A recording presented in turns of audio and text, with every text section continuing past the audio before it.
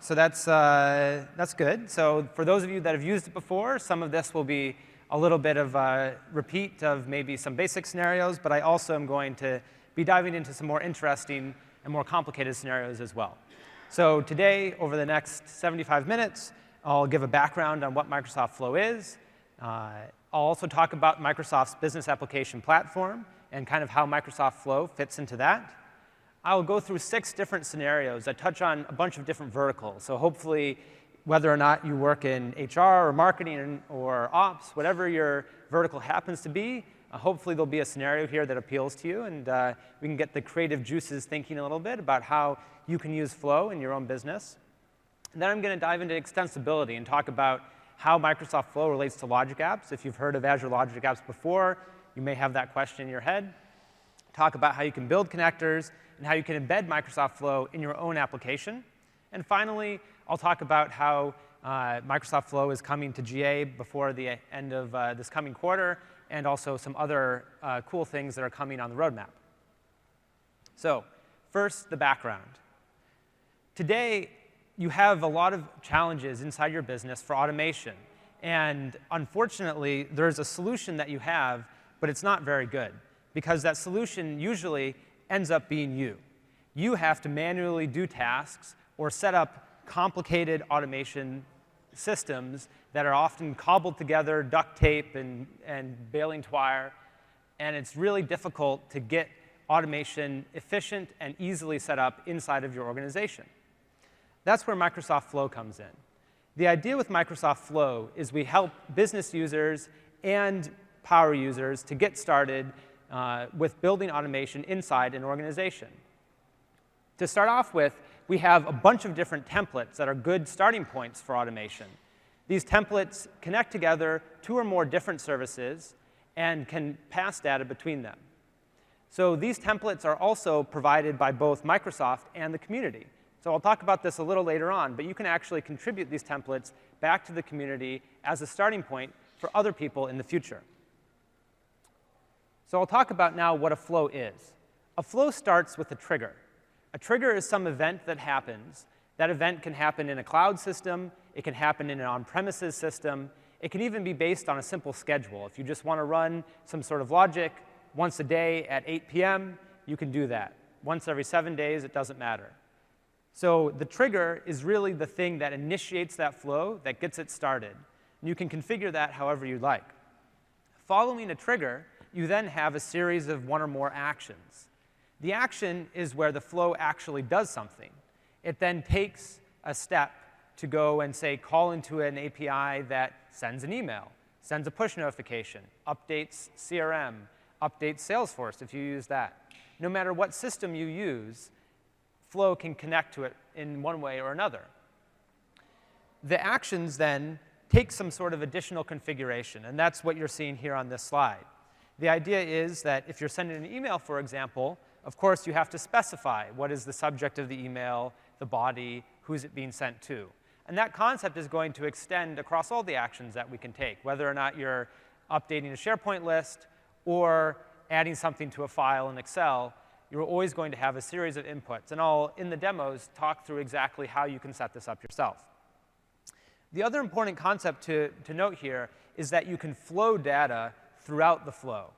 In this particular case, since I have one trigger, you have the ability here to reference the data that comes out of that trigger.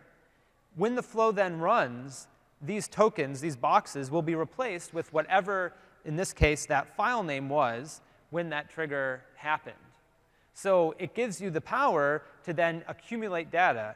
And this is particularly useful when you'll be able to enrich the flow with additional steps as you go along. If you then query into a SQL database and pull data from that, you'll actually be able to use that in the subsequent steps. And I'll give a demonstration on how exactly that works. So additionally, we have the ability to build much more complicated scenarios than I just showed you with that simple 1 trigger, 1 step. You can have as many steps as you'd like. Well, not as many. We support up to 64 today, but that's a lot of steps. You can have advanced branching. So that means you can build conditions where you say, hey, if the item is approved, I want to execute steps X, Y, and Z. And if the item is rejected, I want to execute steps A, B, and C. And in fact, you can nest that logic as much as you need. So if you want 3 or 4 different conditional statements to be evaluated, you can nest those and you keep on building out this tree of logic.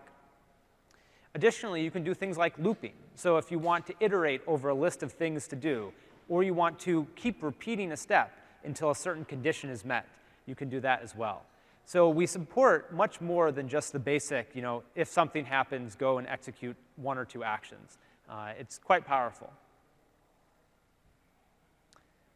One other thing to keep in mind is we have a bunch of connectivity today. So we're adding more and more connectors every week, but today we have over 45 different services that we can connect to.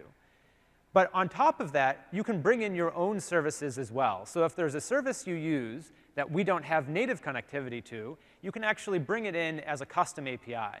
And I'll give a demonstration of how we use custom APIs inside of Microsoft. But there's a whole spectrum of things that you can do. So you can start out with just making an HTTP call. If you have a web endpoint and you want to call into it, you just give us the URL, and we can just make a call directly to that endpoint.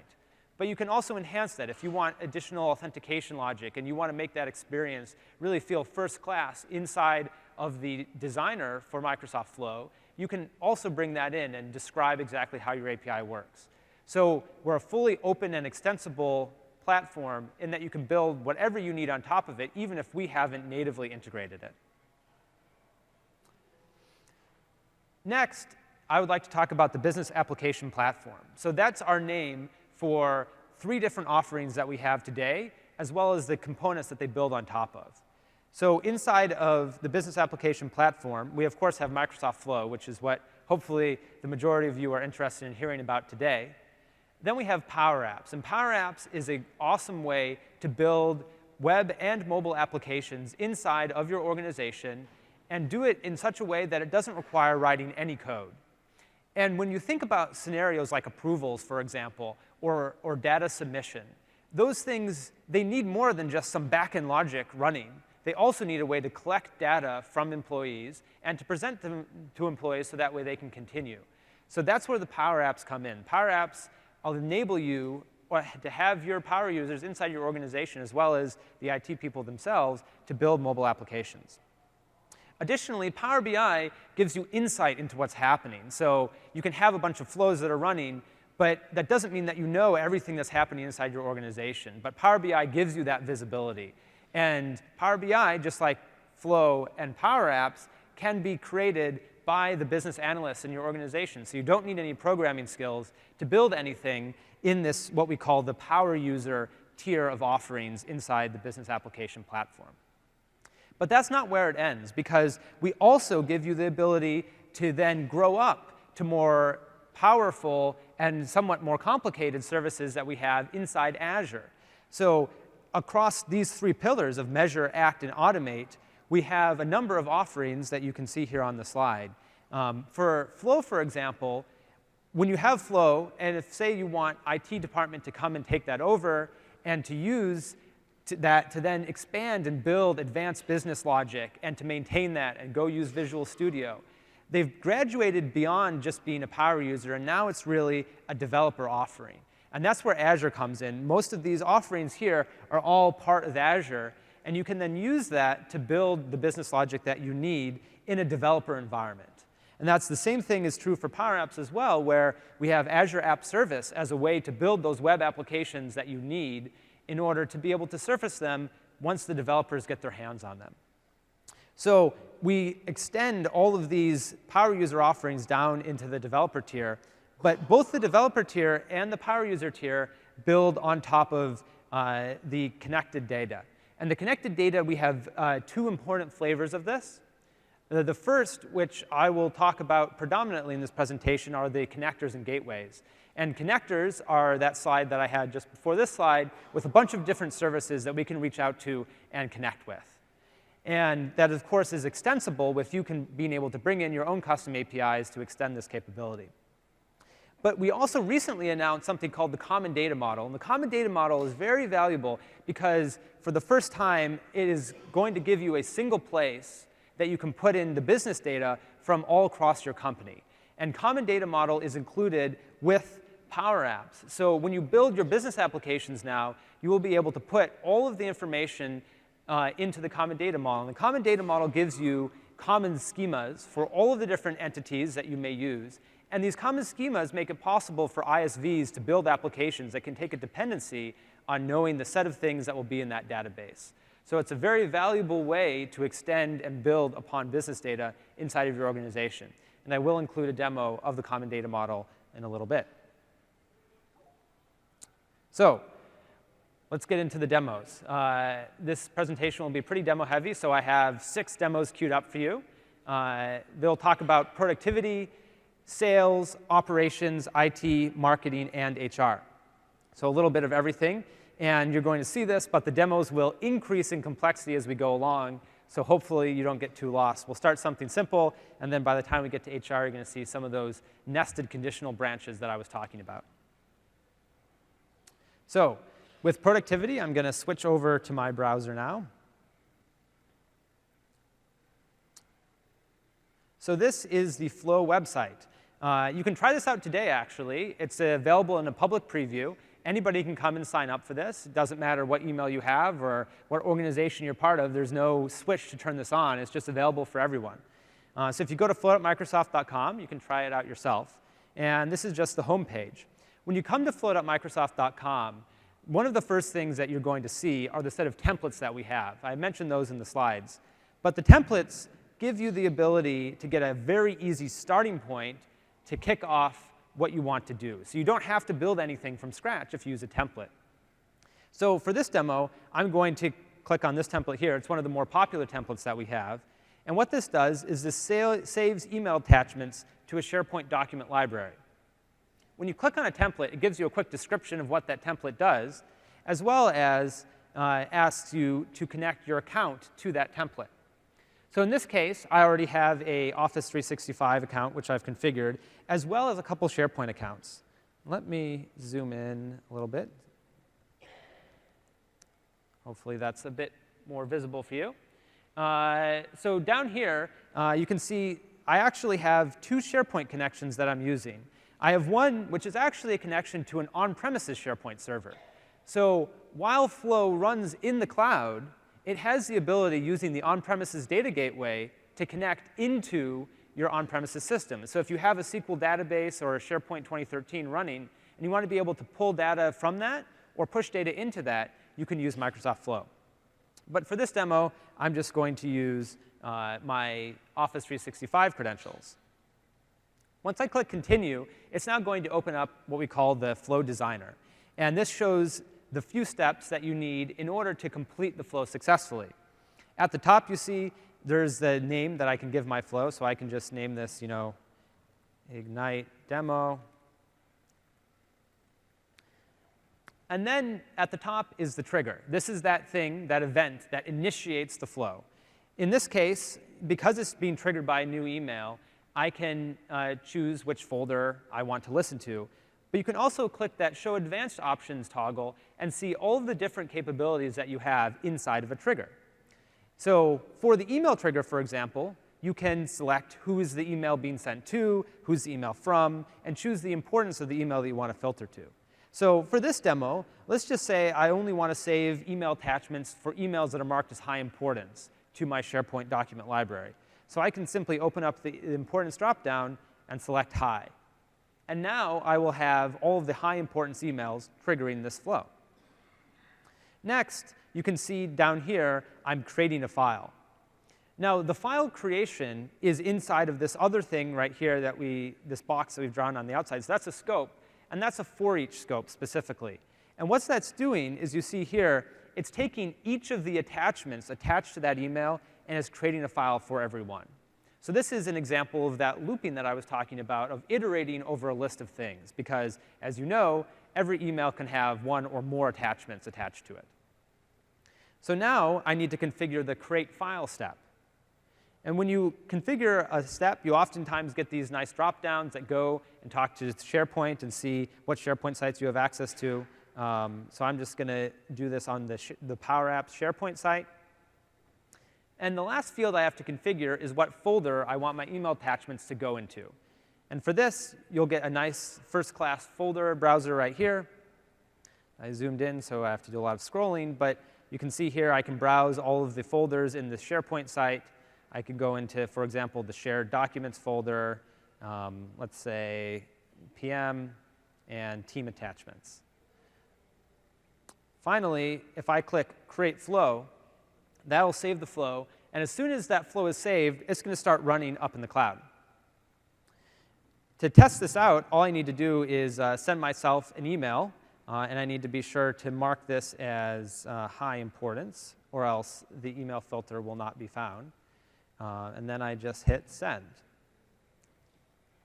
So what's going to happen now is it's going to go and it's going to pull my inbox, every so often to try to see if a new attachment has been found on an important email. One other thing that's very valuable to know about this is we also have a lot of contextual help that helps you as you build out your flow. So you can see here, there's all of these little info bubbles that describe exactly what each step does and how to use it. So this can take a little while, so I'm going to switch over to the SharePoint list. So this is the SharePoint folder. And one of the other things that we've been working on inside of SharePoint is the ability to integrate Flow directly into the SharePoint experience. So if I come here, I can see all of the different site contents that we have. And I'm actually going to open up a SharePoint list. And for that SharePoint list, you're going to see buttons that allow you to invoke Flow and Power Apps from right inside of the context of that list. And this is really powerful because now any business user who is using SharePoint is going to be able to go select the SharePoint list that they would like to add some sort of logic to and click on Create a Flow. And when you see this pane on the right-hand side, it actually has, again, those templates that I've been talking about so much. So these templates allow you to both pull data into SharePoint as well as push data from SharePoint to another source. So this popular one at the very top, this allows you to go from a SharePoint list and to send an email. So let's see if that email actually came in. And it looks like the email hasn't arrived yet. Must be the Wi-Fi. But we'll come back a little later and see if this actually ended up showing up in my SharePoint site. So for the next demo, I'm going to talk about a sales scenario.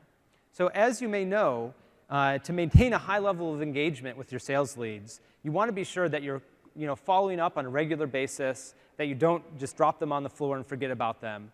But oftentimes, it can be hard to keep that cadence going and to remember to always go and follow up with your possible sales leads.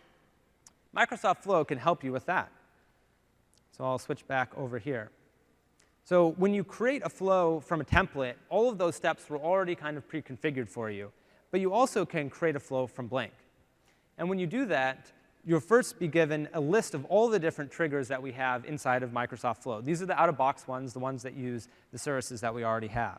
So I'm just going to come in and search for CRM. And when I search for CRM, I'm given a list of all of the different triggers that CRM has. So if I search for SharePoint, this will show me just the SharePoint triggers, et cetera. So I can select when a record is created in CRM. Now, as with SharePoint, I need to choose which instance I want to connect to, as well as what entity I am looking at. So in this case, I want to look for a lead. So this flow will trigger whenever there's a new lead inside of CRM. Next, what I want to do is I'm going to delay a day. And I want to delay a day so that way I can follow up a day later with that sales lead and check to see whether or not there's still interest in the product. So I can simply select one there. And for the unit, I'll select day. So what this does is this now just, if I save this flow, all it would do is when a record was created, it would delay a day and then do nothing. Not very interesting. But then what I will do is I will try to send myself an email. But I can't actually do that quite yet, because if you familiar with CRM, there's the concept of the owner of the lead. But the owner of the lead is just a field in CRM. I have to actually go query CRM and say, for this owner, what is their email address? So you can enrich the data that you have inside a flow by doing these additional queries. So what I'm going to do is I'm going to do a get record.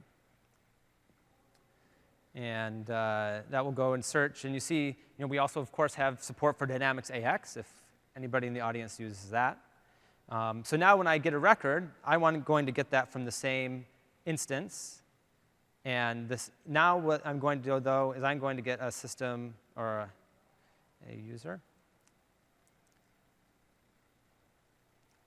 And then in this field, I need to be able to pass in the user who is the owner of this lead, which is likely going to be myself, but it could be somebody else now, because it's been a day, so it may have changed. So I can simply open this up, and if I do a Control F, owner, you can see here, these are all of the outputs from that query. You can see CRM has a ton of data, so you can use a lot of different things, but sometimes it can be a little challenging to find it all. But I can just click owner there. And you see now it's dropped that token in. So now whenever after the day has passed, it's going to query for the owner. And then the last step I want to do is I want to send an email to remind them to follow up. So if it's me, it'll email me. If the owner is somebody else, it'll email whoever that owner is. And here, I now, you can see, have data from two different things. I have data both from the trigger, because that's what initiated the flow, but I also have data from that second query that I did. And as you build out your flow, you will get more and more data that you can use. So you can continue enriching your flow with additional information. So in this case, I'm going to search for email. You can see lots of different email fields inside CRM. I'll choose the primary email. And then for subject, I can just close this up again. Say follow up with lead. And now I'm flowing in the last name of the lead into the email. I can, of course, customize the body as well.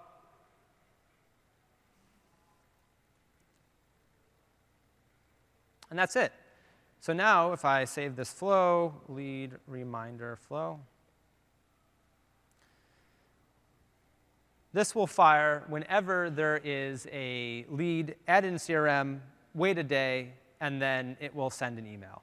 And since we don't want to wait a day, I'm not going to show this off running live, but I can also show how it's run in the past. So I'll come in, and I set one of these up before. And when I open this up, it's going to show me a list of all of the times that the flow has run. So this is another capability that we have, which is it gives you the ability to see every single time that a flow has actually happened. In this particular case, when I set up this flow beforehand, it actually failed. And you can, in fact, drill in and see exactly why. So the call to CRM timed out. But if it had succeeded, you could, of course, come in and see the success of the flow and exactly what happened and at what time. So for the next demo, I'm going to talk about operations. So let's say that your operations department has heard a bit about Power Apps and has actually taken a scenario where they're collecting sales orders on a mobile device. So I've actually built a Power App using the Power App Studio that uses the common data model to collect an order from a user. So if you haven't used Power Apps at all before, there's a session tomorrow morning that Darshan is doing that's going to demo a scenario very similar to this. I'd strongly recommend checking it out. But what this is this is the Power App Studio. And this is an app that's created on top of the sales order data. You can see here, sales order. And the same app, in fact, runs on a phone, of course, whether or not you have Android or iOS. But when you create an app, it gives you this canvas of, here, this is the list of all of the different things that are running, and a sales order details. So to create a flow that is triggered by a Power App, it's relatively straightforward, and I've already set one up here. Let's open this up and see what this looks like. So the trigger is use a button or a link in Power Apps to trigger the action. So that's a special trigger that we have built in, so that way you can trigger flows from a manual invocation of clicking a button inside of a Power App. Now, what that does is that will just poke the flow to run exactly at that time.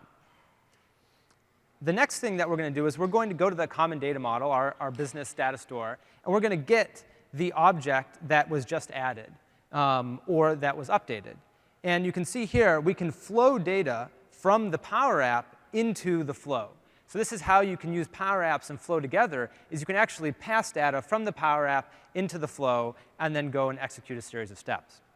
Now, the reason that we're doing this, though, is because our sales order system, it actually is a legacy system, and in fact, what it does is it uses a CSV, which is sent to the supplier once every other day. And if you're familiar with the integration space, you may know that CSV is still one of the most popular ways to actually do orders, despite the fact that it's somewhat of an ancient standard at this point.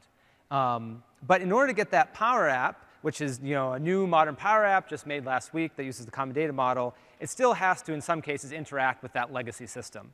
So you can use the flow to do that. So in this case, all we have to do now is get the latest content from the CSV on this FTP server, and then we append the data into that CSV file along with some additional data that we pass from the Power App.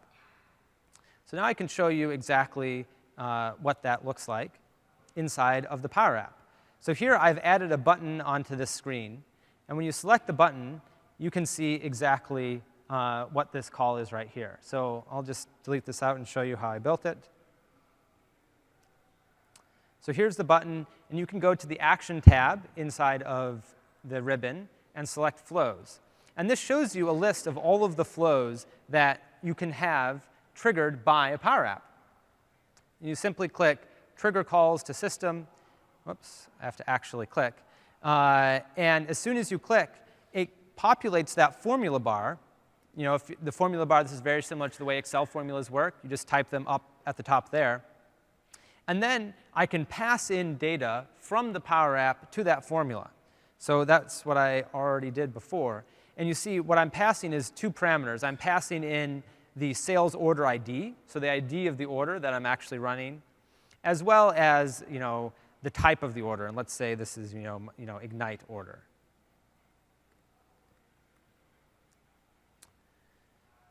And then I can save this app. And I'm going to actually switch over to my mobile device here. And we can look at that app and what that looks like. So open up Power Apps. So this is the Power Apps mobile client. This works on Android and iOS, and Windows Phone is coming soon. So I can simply click on the Ignite Sales Order app. And this app is that same app that I was just editing on my PC. And this will load up in just a moment. The Wi-Fi is a bit slow. I can't do a hardwire connection to my phone, unfortunately. But you see it's loaded up all of the sales orders that we have inside the system. And I can go through this, and I can select a sales order and get some additional details. What I also can do is I can simply click on a sales order here. And when I do that, it's going to open up the details form for that particular order. And down at the bottom, you see there's now that button, which sends it to my supplier system. So I can click that, and I will see the dots kind of spin across the top of the screen. So now you see the customer there is US02. So the other thing that I can show is we actually have a mobile app that runs on the iOS device as well as the Android device that shows you a list of all of your flows. So you can see here all of the different flows that I've been creating recently show up on the mobile device. Can I actually click on that? And in this case, I'm looking at the activity. So this is the activity of the particular flows. And when you click on the activity, you'll be able to see those full inputs and outputs that I showed on the desktop. As well, you can now see them on the mobile device. And the Wi-Fi is not being friendly today.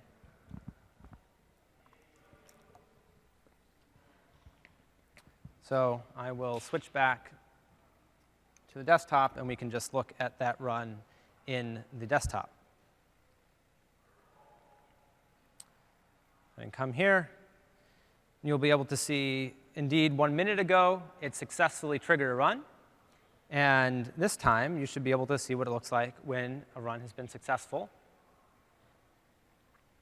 You can see that it was triggered, and the sales order entity was used, and it was that customer was 002. And you can see here's the customer ID that I clicked on. And you can, of course, then see the full inputs and outputs. And here's that order file. It passed in all of those details that we had. So very easily, you can construct a flow that connects to a legacy system and use it from a Power App that's been built by a power user inside of your organization. So for the next demo, I'm going to talk about an IT scenario. So inside IT, it's vital that you have access immediately when something goes wrong, that you know if your system has gone down, if you have an internal system that's very important. You want to get that type of notification that tells you, hey, something wrong has happened. You want to be notified.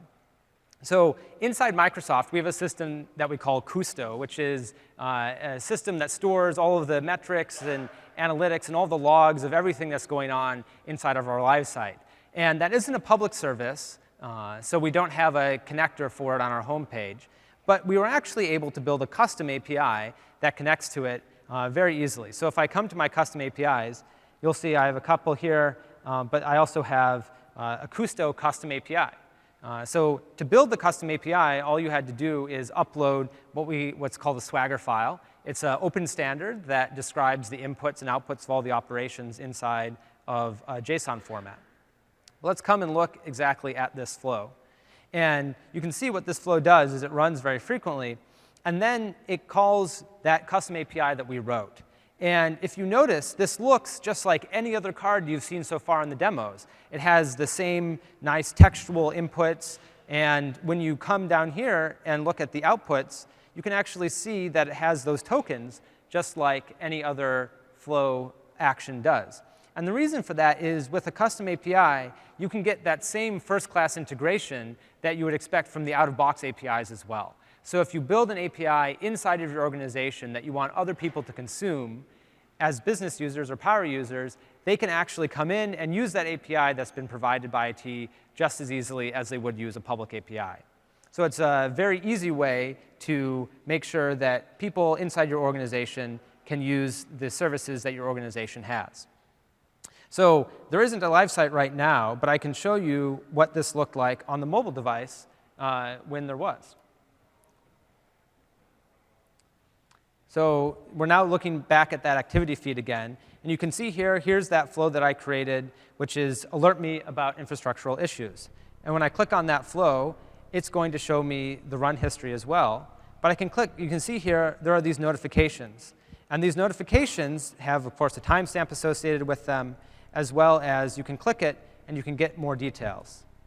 And these notifications also can contain links. So if I had set this up, you could actually tap that link, and it could take you to more details about that outage or about that notification. So from here, very easy to get notifications. And of course, these notifications, when they're sent, will show up on the lock screen of the phone. They'll show up in the notification center, just like any other mobile notification would.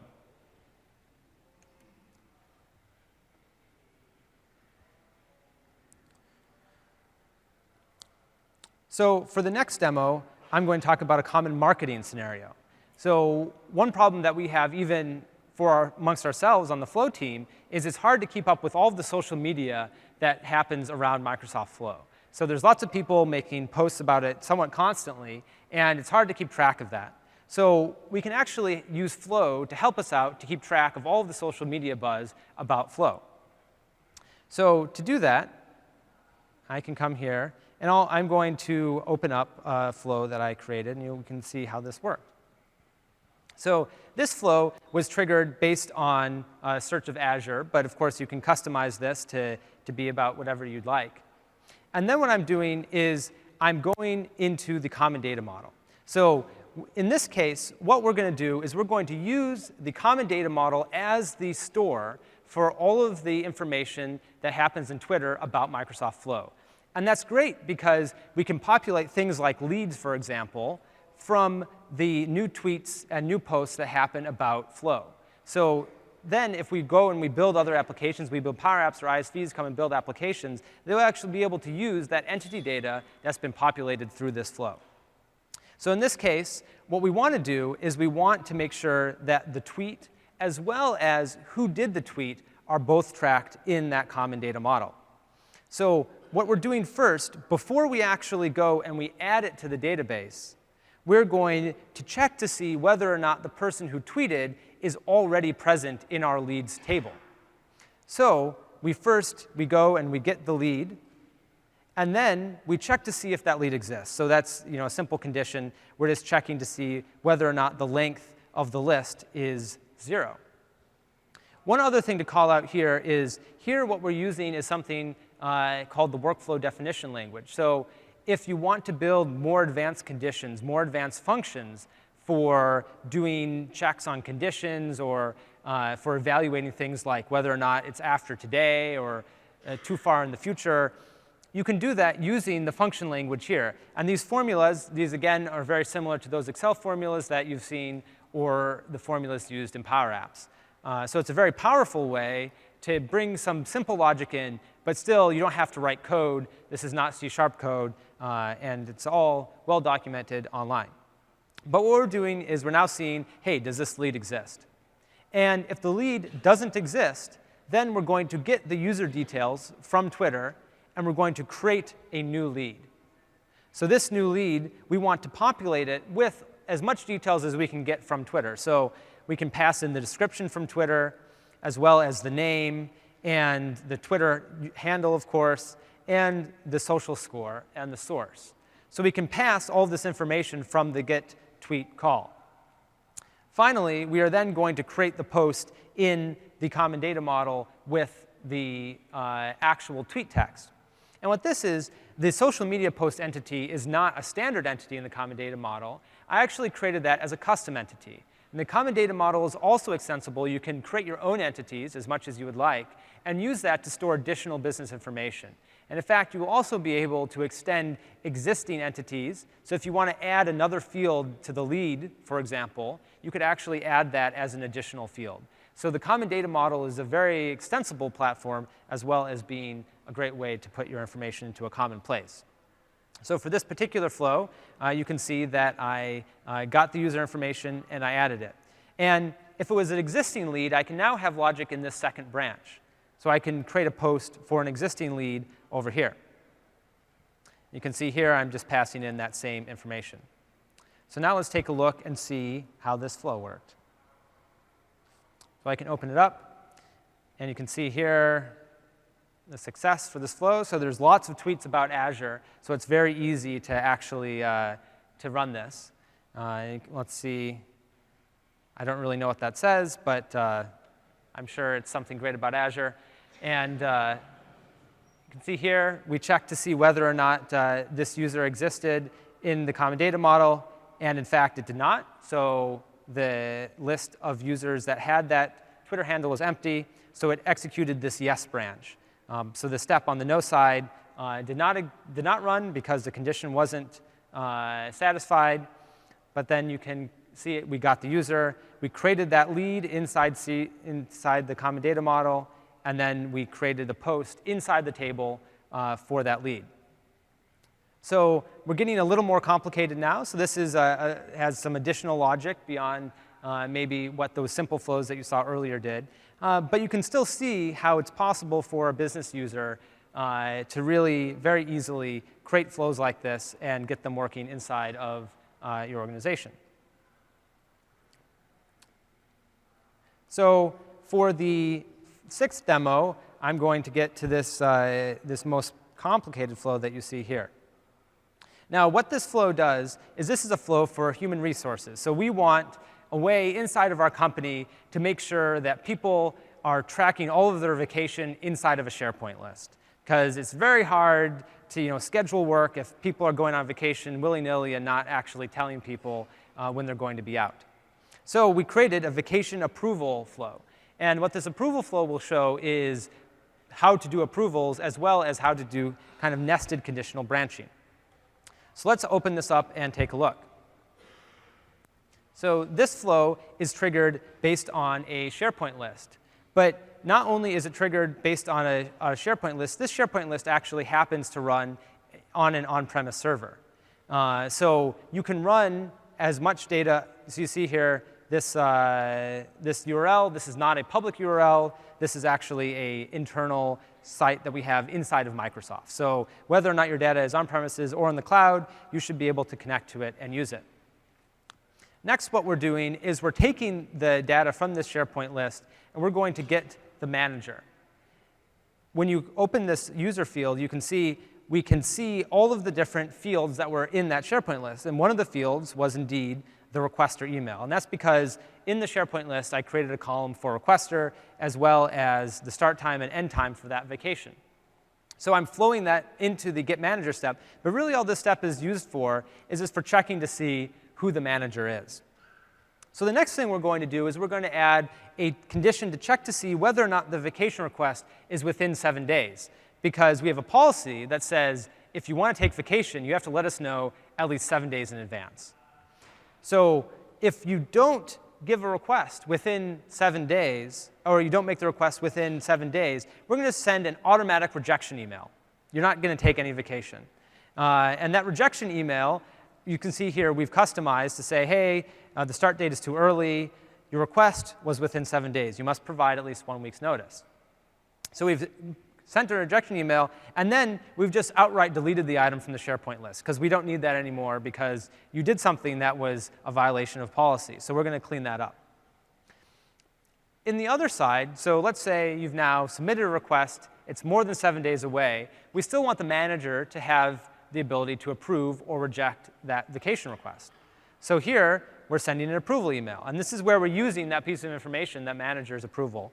And in fact, over here, we're also using the manager because we're CCing them on the automatic rejection email. So they have visibility into what's happened.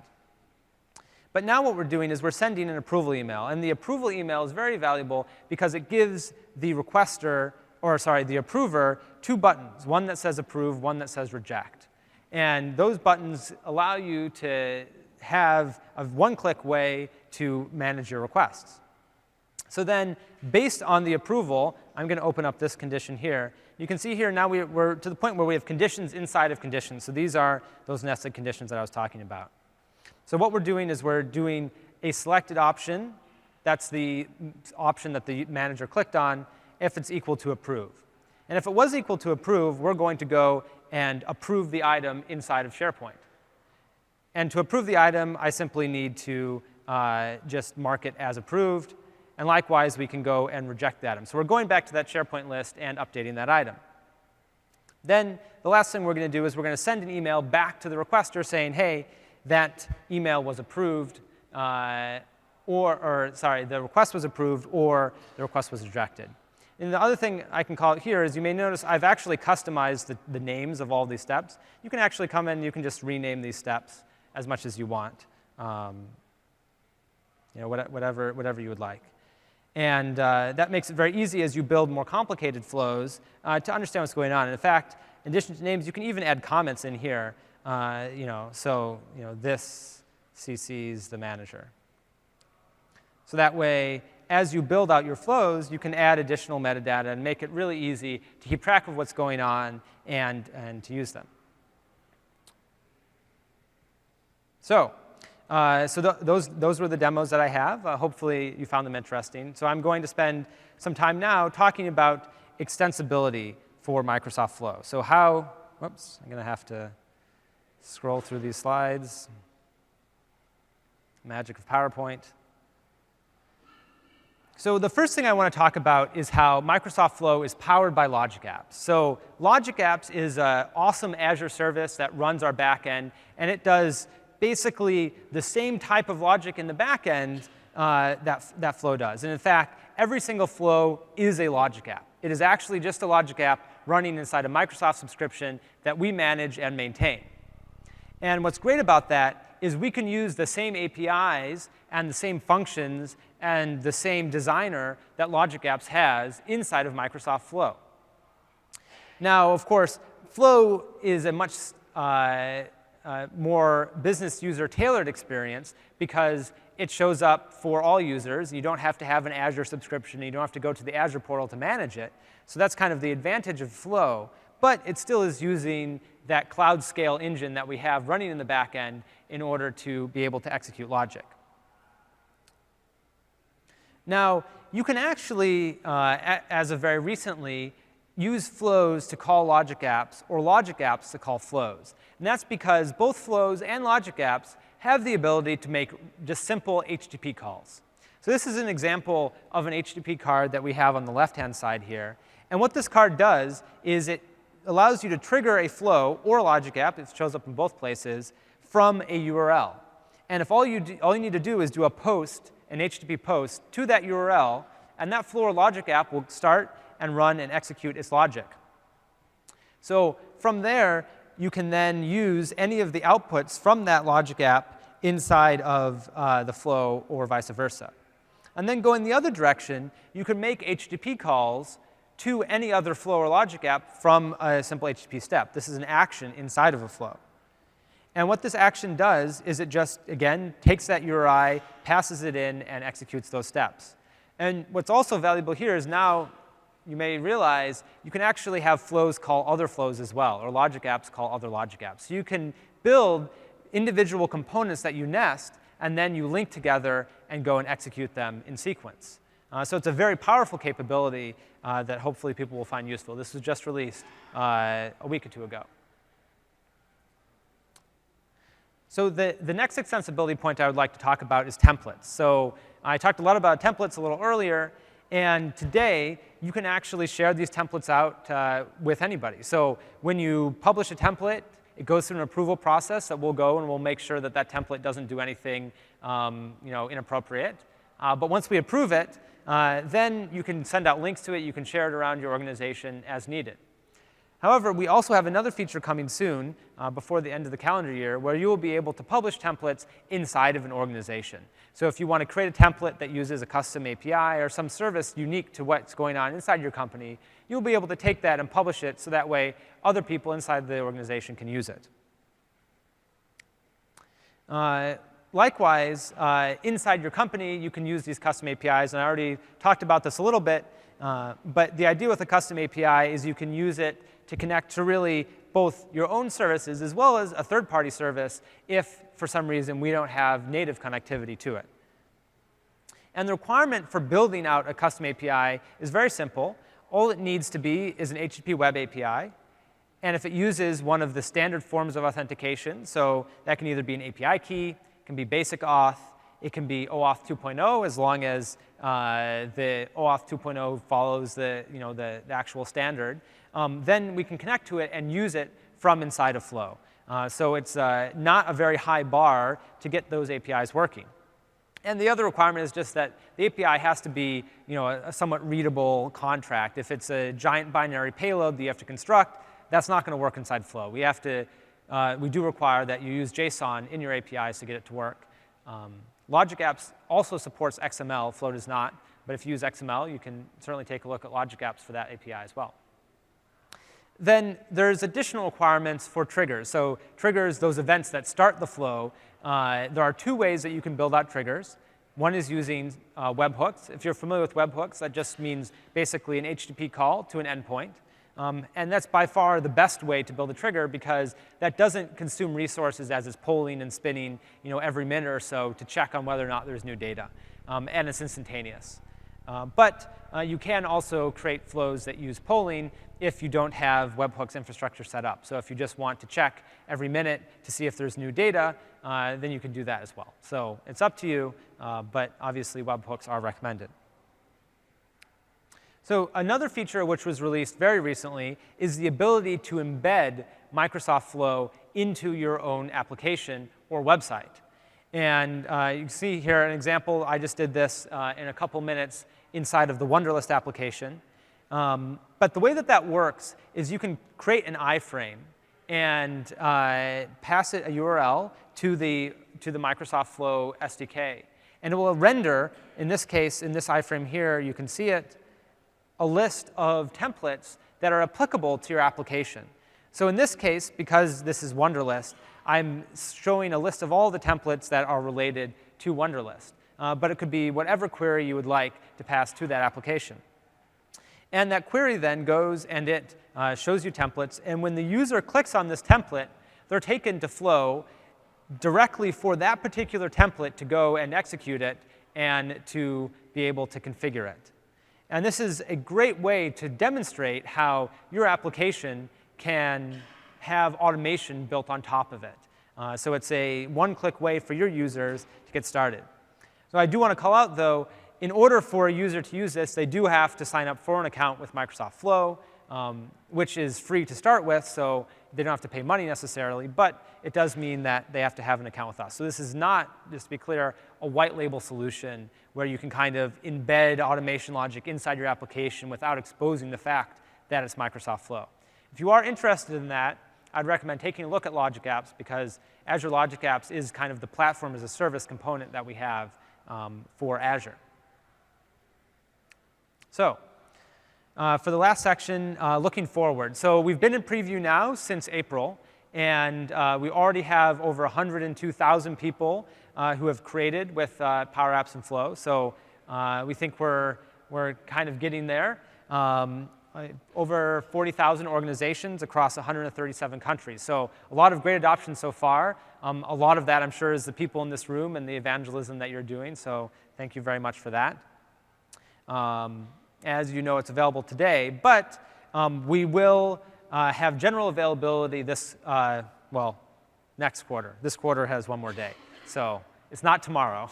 I can tell you that. It'd be a surprise to me. But general availability in Q4 of 2016, so before the end of the calendar year. And then once it's general availability, of course, we will have all of the things that you expect with general availability, such as meeting all of the compliance and legal requirements of a Microsoft service, the SLAs, the ability to run in production. All those things will be available before the end of the year. But I now want to spend a few minutes talking about some things that will be coming for GA, as well as some things that are coming a little bit after GA, but that people have been asking for a lot and aren't quite ready yet to demo, but will be soon. So the first one is we will be adding a Flow Admin Center. And the Admin Center is a place that the IT administrator or somebody that the administrator or the tenant administrator or somebody the tenant administrator delegates to can manage the use of flows inside of their organization. So a lot of people have been asking for this. And the idea is that we want to give the administrators the ability to manage the lifecycle as well as the permissions of usage inside that organization. So I'll talk a little bit about what an environment is for us in a moment, but that's kind of the first component. The second thing that we'll be adding in the Admin Center is data loss protection. So again, a lot of people have raised concerns about, hey, business users can now create flows, and they can tweet out important business data from my SharePoint list that's tracking all of the IPOs that we're going to be doing. You don't want that. That would probably be illegal. So that's where data loss protection comes in. So it gives administrators the ability to prevent business data from leaving your company through Flow. I can't entirely prevent business data from leaving your company, but at least you can't use Flow to do it. And finally, the Admin Center will be available both for that global tenant administrator as well as individual administrators inside an organization. So you can do that delegation as needed. So for environments, I just want to touch on this very briefly. The idea for environments is that today the tenant is huge, potentially. It depends on the size of your organization. But you also need to be able to have kind of smaller carve-outs inside of the organization and have management at those levels. So in this case, the canonical Contoso Corp, let's say that there's Contoso USA and Contoso Canada and Contoso Australia. In that case, you can actually create separate environments for each of these subsidiaries. And what's great about this environments is all of the data will remain local to that particular location. So if you are an Australian company and you want to make sure all of your data always stays in Australia, all of the flows, all of the Power Apps, the common data model, all of those things will stay local to where you configure it. So we conform to all of kind of the geo-regulations that you would expect. Same thing with Canada. And in fact, we will be in 6 additional regions at general availability. So you can look forward to that. But the idea then is these environments act as smaller management boundaries than the entire tenant. So if you have somebody to whom you don't want to give permission to necessarily manage everything across the organization, but you are comfortable giving permission to a smaller set, you can do that at the environment level. And then moving forward, these environments will also serve as a place that we can do lifecycle management. So this isn't available yet, but in the future, you'll be able to say, have application lifecycle management by having a production environment and a test environment and moving data between them. So the other thing that I want to dive into a little more detail is the data loss protection policies. And what the data loss protection policies will do is it will enable you to classify the services that we connect to as whether or not they have business data and which services you want no business data to be allowed to ever go to. So in this example you're seeing on the slide here, the idea is that the IT administrator has come and said, my business data is in CRM and SharePoint and Salesforce and SQL and all of those services that you list there. And I don't want any of this business data to ever go to Facebook or Twitter or OneDrive or Dropbox because those services are non-compliant. They don't meet with the compliance requirements of your organization. So by putting that connector into the no business data allowed category, then it will block access for any of those business data services to connect and flow data into it. And we also have a survey. We're collecting feedback on this particular feature because this is one of the hottest topics that we've heard from many administrators. So if you're interested, just take a picture of the slide, or you can see the slide later, and come to that link and fill out a survey about this particular feature. We would love to get your feedback. So the other feature, in addition to administration, one of the things that we want to enable is sharing and collaboration for flows. So today, if you're familiar with Flow, you may notice that it is tied to an individual. So I create a flow for myself. All those flows that I showed you today, the lead tracking or the email attachments or the vacation list requests, those are all my flows. But in reality, inside an organization, that's not how you actually work, right? You're a team, and you have many people on a team who create processes, and that the data flows across that team. So, of course, we're going to be adding co-authoring soon. And with co-authoring, you will be able to have as many authors of a flow as you want. And thus, if the original author of the flow leaves the company, for example, that flow will continue to function just as you would expect. So it's starting to move us away from just an individual automation solution to an organizational automation solution. Additionally, you'll be able to make flows available to other people inside an organization by publishing to AppSource. And will also be able to create and develop from the mobile device as well. And if we have time at the end, I'll show you how that works. And then finally, we have additional mobile capabilities coming to iOS and Android in the coming months as well. So this is the full roadmap that I'll talk about. So I've already touched on a variety of the things on the roadmap. On the left-hand side in Q3, these are the things that we've done up until tomorrow. In Q4, this is our general availability release. And as I was saying, we're adding 6 additional geographies in addition to the United States where we are today. We'll be available in 42 languages.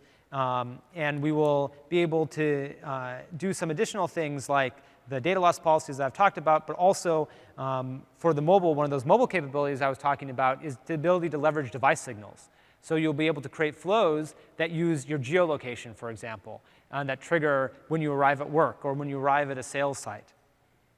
Then looking a little bit further out, in the first half of 2017, we will be in the sovereign cloud, so the government cloud as well as the Germany cloud. So I've heard from a lot of German companies that they would love to use us, but they can't because we're not there. So that will be solved in the first half of next year. We will also be enabling seamless migration from Flow to Logic App. So I've already showed kind of how you can do a call from a Flow to a Logic App or vice versa, but we're going to make that even better by being able to flow data or flow a flow from being a Flow to being a Logic App. And the application lifecycle management that I talked about, that will be coming, as well as Azure Functions integration. So Azure Functions are a great way to write a little bit of logic that runs if you have something too complicated to express inside of Flow, and you want to be able to externalize that logic and make that a separate API that you call into, you can do that. So that will be coming as well. So in terms of how Flow will be acquired, so a lot of people have asked me, how am I going to pay for this? Do I have to pay for it? Is it free? Is it not? So hopefully this slide will mostly put that to rest. So the first thing to be clear about is we will have a free offering. So anybody in the world will be able to sign up and start to use Flow for free. However, free, of course, will have some limitations because we have to pay the bill somehow. So inside free, we include a small amount of runs per month. And I'll talk in a moment about what a run qualifies as. But basically, when a flow goes and executes some logic, that counts as a run. And it'll be limited to connect to only the standard services, as well as no on-premises connectivity. And post-GA, when these features come in, no co-authoring or sharing, as well as no SLA, because we're not going to give you money back if you haven't paid us any money. So it seems reasonable. So Flow for free, limited, but it's a great way for people to kind of try it out if you want to get started.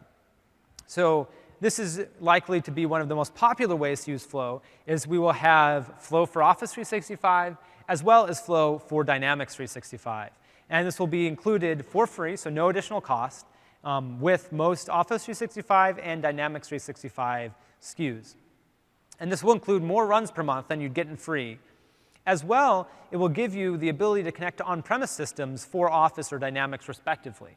So if you use SharePoint on premises and you purchase Flow for Office 365, you will be able to connect to the on-premises system, even if you don't use SharePoint Online yet. So it's a little incentive to get you using our cloud services, even if you're not all the way onto the cloud train yet. And likewise, post-GA, but this will include the ability to do that co-authoring and sharing that I was talking about. So that will light up with the Flow for Office 365 and Dynamics 365 packages. And then finally, we will have 2 standalone plans that you can purchase independent of Office 365 if either you aren't an Office 365 company or you want the additional functionality that we have available there. So the Plan 1 and Plan 2 are kind of what we call our standalone plans, and they include a 90-day free trial, as well as more Flow runs and what we call the premium connectivity. And what premium connectivity means is that's how you can get all of your custom APIs in. If you build additional custom logic that you want to use, you have your own on-premises systems that you want to connect to, as well as some of the out-of-box connectors that we have today will fall into this premium bucket. And we'll share exact details on which connectors will fall where soon. But the idea is that to get that full connectivity, the best example is going to be the Common Data Model. That's a premium service. So that will fall into Plan 1 and Plan 2. But that, there's that. The other difference between Plan 1 and Plan 2 is Plan 2 is really targeted at the administrators. So you can get Plan 2 to get all of those governance features and management features that I was talking about earlier. And of course, if you purchase Plan 2 and you set a policy, it applies across everybody in your org, irrespective of what plan they have. So even if they're using the free Flow, you can set a policy and it applies to them. But in terms of lighting up the ability to do that management, you do need to do Plan 2. So it's similar to the way that E5 comes with those additional management and analytics features. And of course, between Plan 1 and Plan 2, you'll get far more Flow runs included in Plan 2. So one other thing to keep in mind with Flow runs is all of these per-user quotas that we were talking about, they actually will accrue up to the tenant level, which means that we'll take all of the users in your organization, multiply by the license that they have, and then sum that together. So if it seems like that's low to only allow 2,000 runs per month, imagine if you have 1,000 people inside your company, that can rapidly grow to millions of runs. So we're hoping that most people won't run into that, But if you do, you will be able to purchase additional runs as needed. If you're, say, a small company and you only have 10 users and you do hit that limit, that's OK. You can just purchase additional licenses relatively easily. So with that, I'm actually going to take some questions. Looks like we have about 10 minutes.